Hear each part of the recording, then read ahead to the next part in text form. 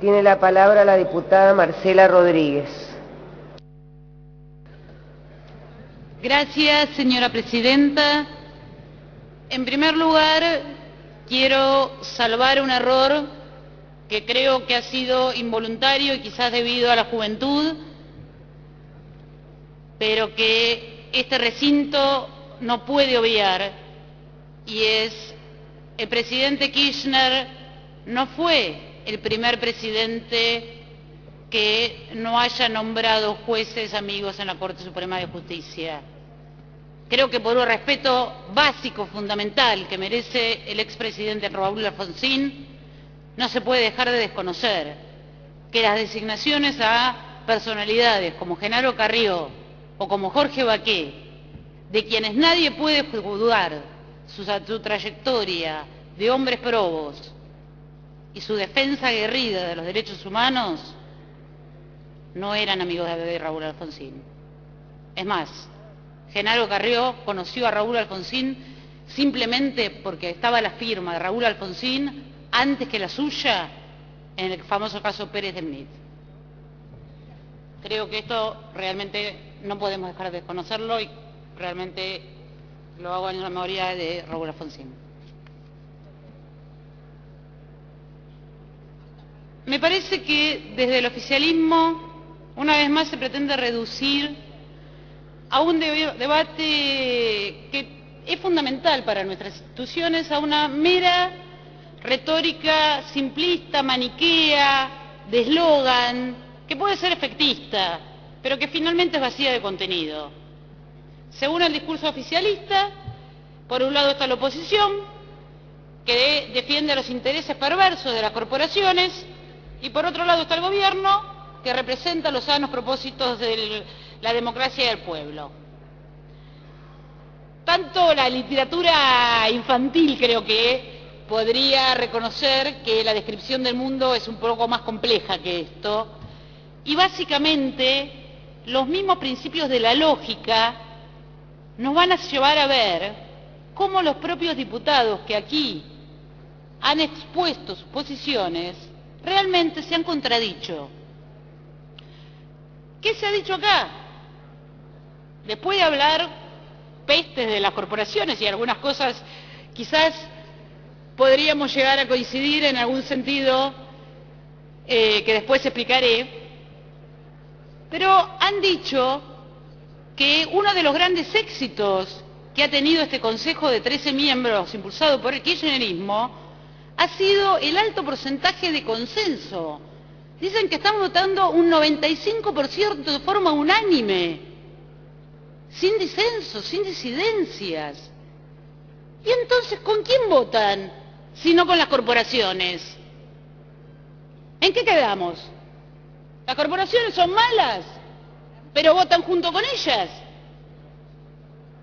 Realmente hay algo lógico que no cierra, y ya estamos bastante grandes para esto. En realidad, si vemos la historia del Consejo de la Magistratura, justamente no nos pueden acusar a nosotros de defender a las corporaciones cuando desde las segundas minorías y con algún abogado también de las minorías fueron quienes más impulsamos denuncias y acusaciones contra los jueces. Y fueron desde el oficialismo quienes defendieron a estos jueces. Y puedo mencionar muchísimos casos, si quieren solamente, y no le voy a decir las causas exactamente por qué, pero solamente los nombres. Solamente me basta nombrar a Ollarvide, a Bonadío, a Esquivel, a Rodríguez, a Di Jerónimo, a Compaireda, a Durán, a Martínez, a Casals, a Zelaya, a Toledo. Puedo decir las comparaciones que hubo entre Parache y Terada, que tenían causas de corralito.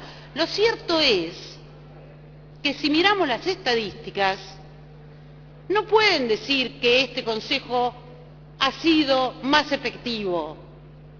El Consejo de 20 miembros destituyó a 12 y, tras la acusación, hizo que 10 más renunciaran. Jueces que eran corruptos y que no merecían ser jueces de la nación. Este Consejo apenas logró tardíamente poder hacer renunciar y porque había escándalo mediante, o en todo caso destituir a 3 jueces. ¿Quieren saber cuándo fue el año que se mandaron más ternas al Poder Ejecutivo Nacional? En el año 2004, es decir, durante el Consejo de 20 miembros, no durante el Consejo de los 13 miembros. Por lo tanto, lo cierto es, y voy a pedir para insertar, el señor Vargas Aynace dice que no escribimos, yo voy a pedir insertar 150 páginas con un análisis de cada uno de estos casos, en los cuales se demuestra que efectivamente muchas de las cosas que se han dicho acá no son ciertas. Por otra parte, tampoco es una cuestión coyuntural.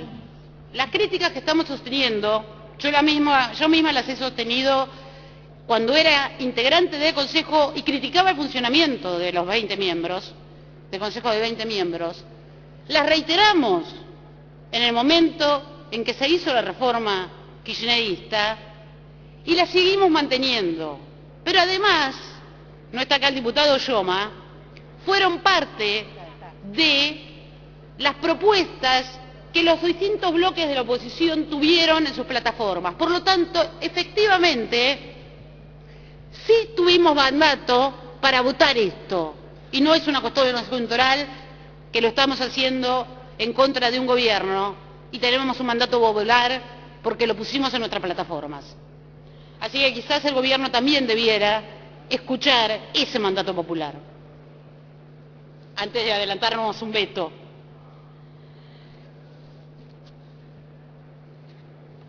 Por otra parte, también hay otros retrocesos importantes que creo que se han superado. No voy a decir qué cosas han mejorado, porque ya se han explicado, pero solo para mencionar algunas. El Consejo de 20 miembros había logrado firmar un convenio por primera vez para que se auditaran los fondos a través de la Auditoría General de la Nación. El Consejo de 13 miembros nunca lo llevó a cabo, nunca hizo un plan de trabajo. Y lo cierto es que eso quedó en la nada. Y había sido un costoso esfuerzo llegar a firmar ese convenio. Quiero contestar una crítica que me parece que es interesante respecto a esta representación de las 3 primeras fuerzas. Lo cierto es que nos dicen que hay una sobrerepresentación. Puede ser que así sea. Mal ejemplo eligen si usan el Senado de la Nación, donde quizás por meramente un voto de diferencia, quien gana se lleva 2 senadores y quien le sigue solo se lleva 1. Esta misma Cámara de Diputados tiene una distorsión en la representación que, sin embargo, nadie ha objetado, dado que provincias menos pobladas, sin embargo, tienen más diputados que los que le corresponderían si tenemos en cuenta, por ejemplo, la provincia de Buenos Aires. Esto tampoco fue objeto de críticas. Y es más, si pensamos el Consejo de 20 y algunas de las propuestas que se escucharon acá, al decir la proporción de 2 para la mayoría o para la primera fuerza, 1 y 1, lo cierto es que esto también podría ser algo que no guardara representación proporcional entre, por ejemplo, el representante de la segunda, digamos, de la segunda y la tercera fuerza. Con lo cual, lo cierto es que lo que en todo caso hay que discutir es qué valor le damos a la proporcionalidad. Y no tiene un valor absoluto e intrínseco. Lo que nosotros estamos ofreciendo acá es más democracia, más voces, más debate, más pluralismo, y que millones de argentinos, en todo caso, que ahora no son representados, sí sean representados mediante la tercera fuerza. No le va a restar, en ese sentido, voces, porque las van a tener expresadas, de todos modos, en la primera fuerza, pero sí se las va a dar a quienes han votado a la tercera fuerza, sea quien fuere y en el momento que fuere.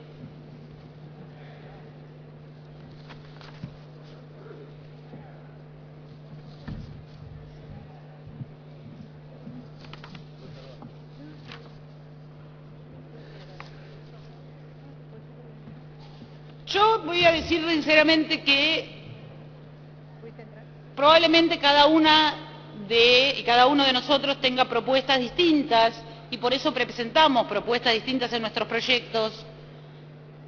En todo caso, algunas críticas podemos compartirlas, podemos pensar que podríamos haber tenido algunas propuestas superadoras. Hay quienes decían tener un proyecto menos ambicioso, hay quienes pretendíamos tener un proyecto muy ambicioso. Yo puedo decir, yo hubiera preferido acotar el margen en términos de el tiempo de selección. Lo cierto es que sin lugar a dudas el mecanismo de selección se ha perfeccionado. Ya no vamos a tener jurados de selección que son integrados en una